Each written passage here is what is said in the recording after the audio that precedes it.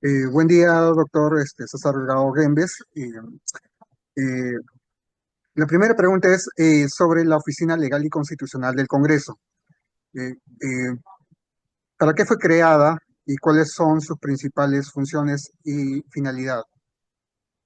Mira, en principio la razón de ser de una oficina de asesoría jurídica y una oficina de asesoría constitucional está vinculada a la naturaleza del Estado peruano, que es un Estado que reconoce el Estado de Derecho y el Estado constitucional de Derecho.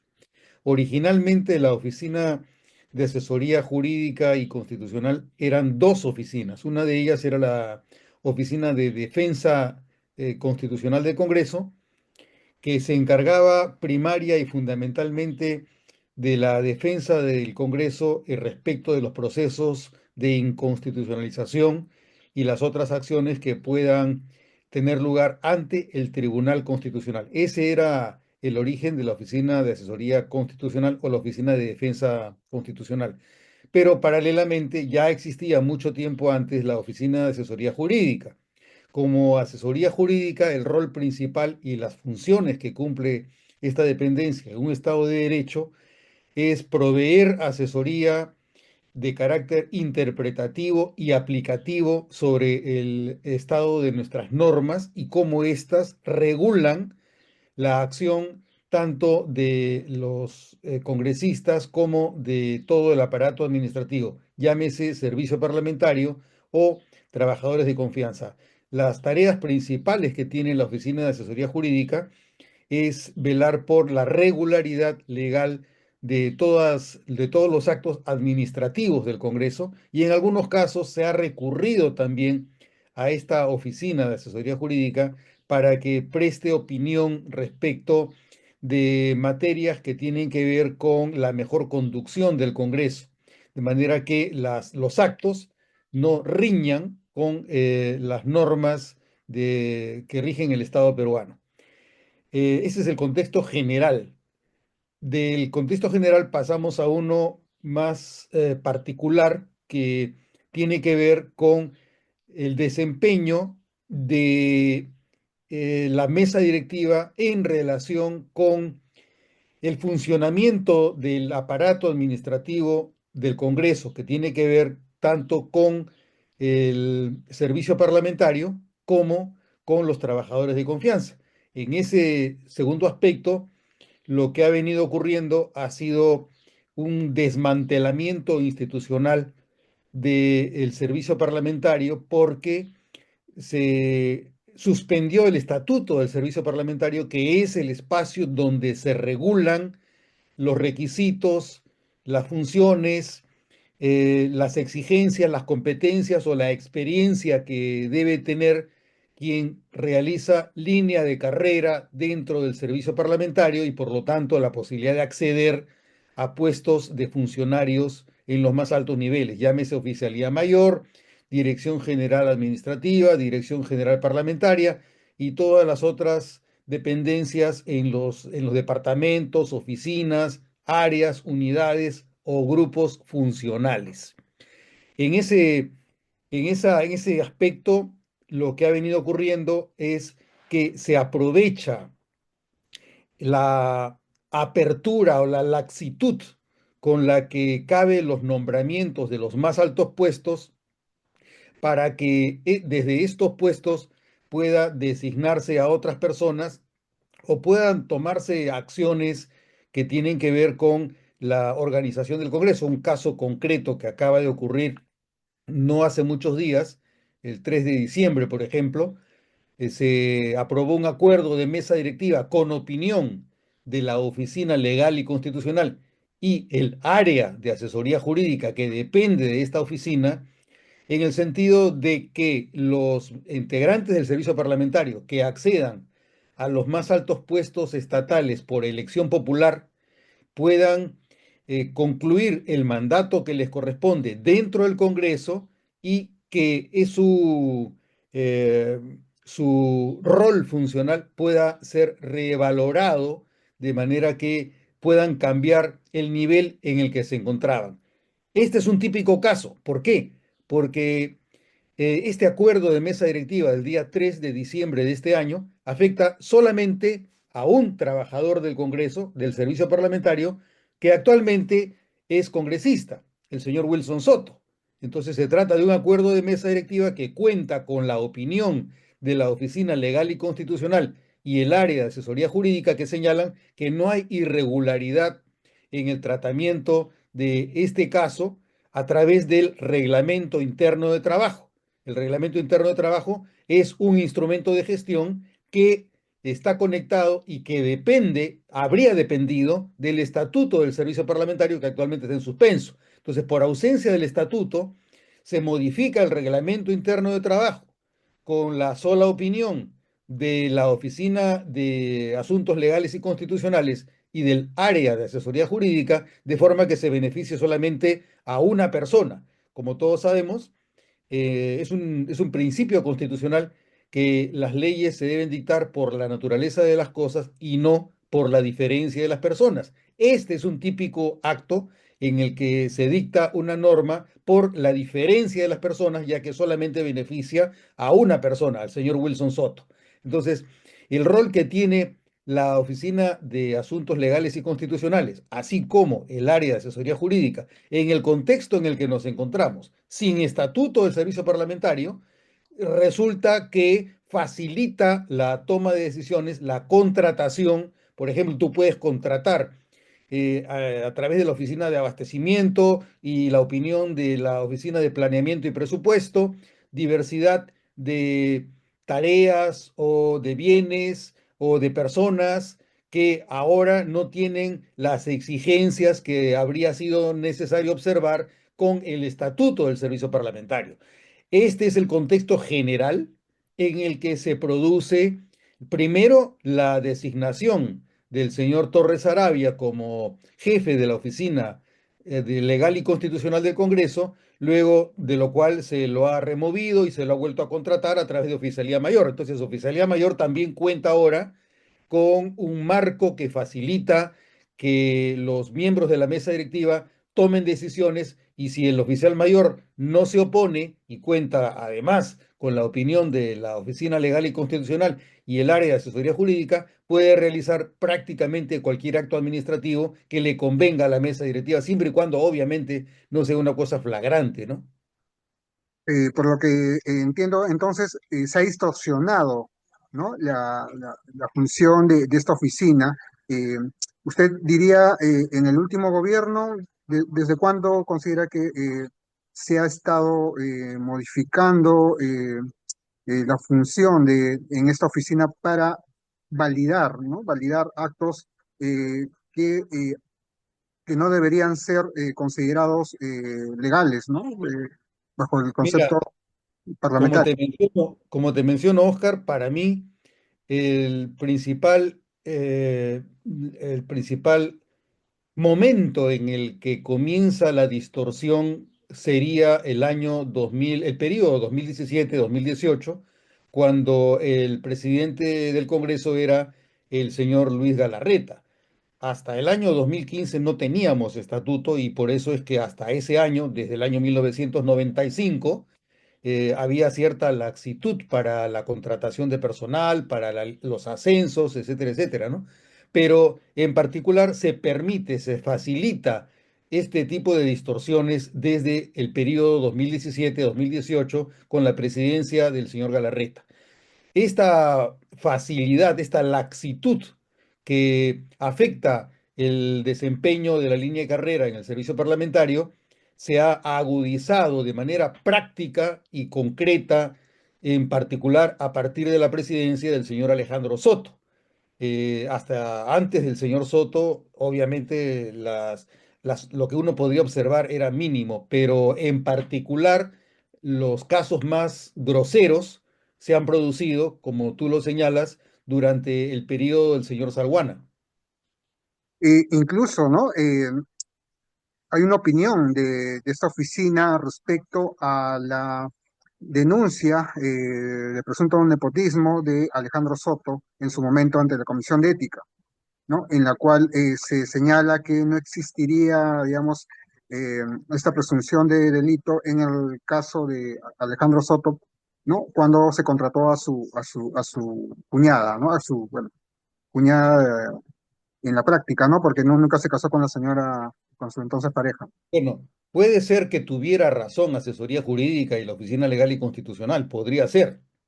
Pero se trata en principio de un exceso, porque se trata de una materia que está vinculada no solo a normas administrativas, sino al estatuto parlamentario, es decir, a reglas que trascienden la materia puramente administrativa. Entonces, se puede utilizar, como ocurre en ese caso, a la Oficina Legal y Constitucional y al área de asesoría jurídica para facilitar actos o para impedir que haya mayor nivel de control. Como todos sabemos, esa situación se produjo en el ámbito del desempeño de la Comisión de Ética. En todo caso, si la Comisión de Ética necesitaba una opinión, podría haber recurrido antes que a la Oficina Legal y Constitucional, a la Comisión de Constitución, que es el área, es el espacio más vinculado a la labor propiamente parlamentaria. Una opinión parlamentaria no es lo mismo que una opinión administrativa. La opinión parlamentaria la emite la Comisión de Constitución cuando se requiere su opinión consultiva. Se le solicitó la opinión a la Oficina Legal y Administrativa para facilitar que haya un dictamen más favorable, un indicio más beneficioso para el señor Alejandro Soto, ¿no? Pero en principio, si te das cuenta, las tareas que vienen desempeñando actualmente los más altos funcionarios designados bajo esta óptica, bajo este enfoque, es que ahora se está viendo el futuro hacia este, hacia la bicameralidad. Entonces, de lo que se trata es de tomar posición respecto del personal que luego se va a proponer como personal tanto de diputados como del Senado, por un lado. Y por otro lado, también se utiliza estos espacios de los más altos funcionarios para facilitar la contratación de las personas que sean de interés de la mesa directiva, no solamente ya en el plano de los más altos funcionarios, sino de niveles inferiores. ¿Por qué? Porque los requerimientos para la contratación de personal en niveles inferiores a la más alta jerarquía dependen de que haya requerimientos y obviamente también de que haya presupuesto para realizar las operaciones de contratación en materia de gastos corrientes. Entonces, toda la estructura está diseñada actualmente para facilitar la contratación de personal al amparo del presupuesto del Congreso y de las opiniones y requerimientos que formulen las distintas dependencias en rangos inferiores a los departamentos, a las oficinas, a las áreas o a las unidades, los grupos funcionales incluidos. Entendido. Y también se dio el caso, ¿no? Que se autorizó el pago de la pensión vitalicia de Alberto Fujimori en base a un informe de esta oficina, de la Oficina Legal y Constitucional del Congreso, que concluyó la procedencia de este pedido, ¿no? Y al cual, digamos, ninguno de los entonces presidentes del Congreso se hicieron responsables o quisieron hacerse responsables, ¿no? Mira, ahí existe el otro asunto adicional, similar al que has mencionado del señor Alejandro Soto. ¿Por qué? Porque la Oficina Constitucional, o lo que era antes, la Oficina de Defensa Constitucional del Congreso, se pronunciaba respecto de las leyes sobre las cuales había recaído una acción de inconstitucionalización, también sobre casos de amparo, sobre casos de habeas corpus, habeas data, acciones de cumplimiento ante el Tribunal Constitucional. Pero este sería un caso en el que, valiéndose de la Oficina Legal y Constitucional, se facilitó que se expida la pensión vitalicia al señor Fujimori, además, mediante un acto que toma no la mesa directiva, que era el órgano competente para resolver estas materias, sino a través del Departamento de Recursos Humanos, como si la pensión vitalicia de un presidente de la República dependiera de actos administrativos. Se trataba de un problema de naturaleza constitucional, porque se trata de una ley que había que aplicar en el marco de la Constitución. Entonces, en algunos casos, pues se abusa para facilitar las cosas de las opiniones que por razones de dependencia funcional y orgánica emiten las oficinas que están encabezadas por un funcionario designado por razones de confianza. De acuerdo. Esta oficina constitucional, legal y constitucional del Congreso también está conformada por otras dos áreas, ¿no? El área de defensa de las leyes y el área de asesoría jurídica, que cuenta con su propio personal, ¿no? ¿Usted considera que en el caso de la Oficina de Asesoría Jurídica, la central donde estaba Jorge Torres Arabia, nosotros encontramos que inicialmente tenían un personal de 4 hasta 5 personas, pero que esto se incrementó hasta 12 durante la gestión de Torres Arabia, existiendo otras áreas, digamos, que pareciera que le dieran el soporte técnico, ¿no? a, a esta oficina. Eh, ¿Qué le parece? ¿Qué consideración tiene respecto al incremento de personal en esta oficina técnica y constitucional del Congreso? Nuevamente se trata de otra distorsión, Oscar. ¿Por qué? Porque como te mencioné al inicio de nuestra conversación, la base de toda la institucionalidad en el servicio parlamentario es el estatuto del servicio parlamentario. De ese estatuto dependen diversidad de instrumentos de gestión. Depende la estructura orgánica u organigrama, los procesos, depende el reglamento interno de trabajo, el reglamento de organización de funciones, los manuales de organización de funciones y también depende el cuadro de asignación de personal.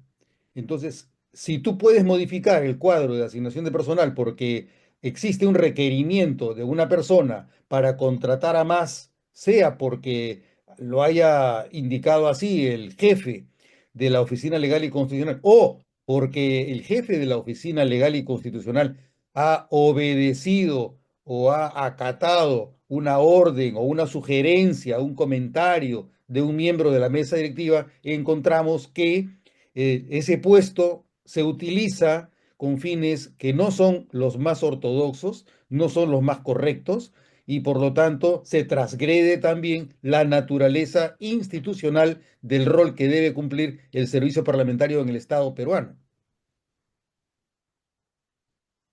Ok, pero por lo menos en este incremento de personal y de planilla también hay un respaldo de parte de las más altas, más altos funcionarios del propio Congreso, ¿no? Porque requiere más presupuesto, requiere más gasto, ¿no? Esto no se encapsula en esta oficina.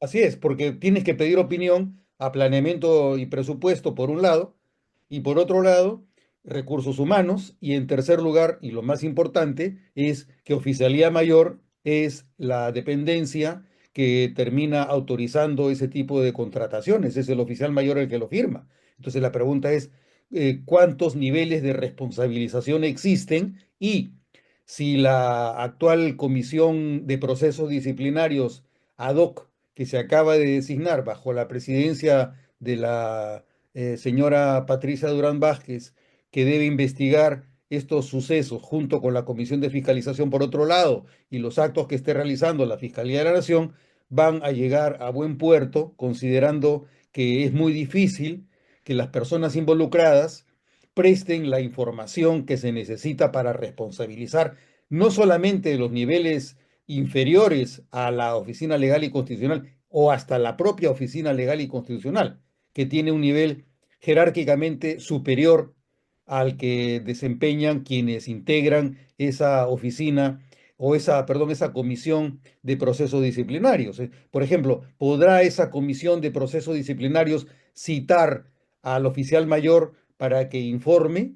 Eso estaría fuera de su competencia. En todo caso, si lo hiciera, va a ser bastante difícil que la opinión que preste pueda profundizarse porque la Comisión de Procesos Disciplinarios carece de los recursos para que se preste opinión o información de grado o fuerza. Esa competencia, esa capacidad no la tiene. Entonces va a quedar mucho al albedrío de lo que pueda voluntariamente ofrecer cualquiera de las personas a las que se solicite su participación como testigos o como presuntos indicados responsables. De acuerdo. Hay una consulta específica, ¿no?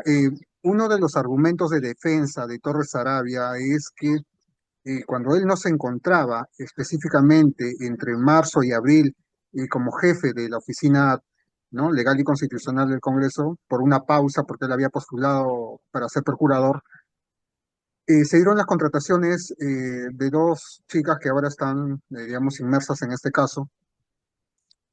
Sin embargo, él, digamos, estuvo como jefe del área desde agosto del 2023, ¿no? Él tiene algún tipo de injerencia eh, en la contratación de las áreas de defensa de las leyes y de asesoría jurídica como jefe de toda esta oficina de las cuales dependen estas áreas.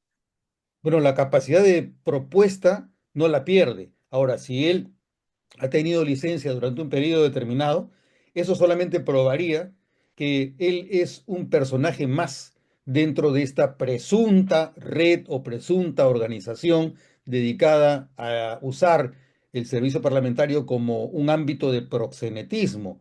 Podría ser que él sea un operador más dentro de varios y que todos dependan de una cabeza de nivel superior al que tiene la propia oficina legal y constitucional del Congreso. Eso podría ocurrir. Lo digo a título de hipótesis, porque evidencia no tengo, carezco de evidencia como para poderlo decir de manera categórica, pero son espacios que te permiten por lo menos intuir que algo así podría haber ocurrido.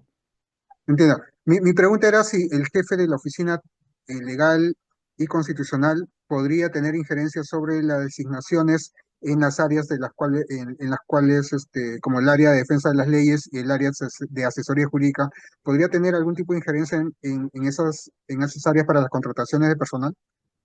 Mientras que eres jefe de la Oficina Legal y Constitucional, sí, porque puede dar indicaciones, porque él tiene que firmar una opinión. La opinión la firma el área de asesoría jurídica o el área de defensa constitucional de las leyes. Podría ocurrir porque tienen que trabajar en conjunto. Además, la designación de los jefes de esas áreas también se basa en una propuesta que hace la Oficina Legal y Constitucional y la designación que él mismo puede realizar para ocupar esas jefaturas de área, ¿no? Entonces, obviamente, esas cosas no se hacen fuera de la coordinación que tenga a su cargo la Oficina Legal y Constitucional. De acuerdo, muchas gracias por su tiempo, doctor Delgado. Buenos días, hasta Buenos luego, días. Oscar. Hasta luego.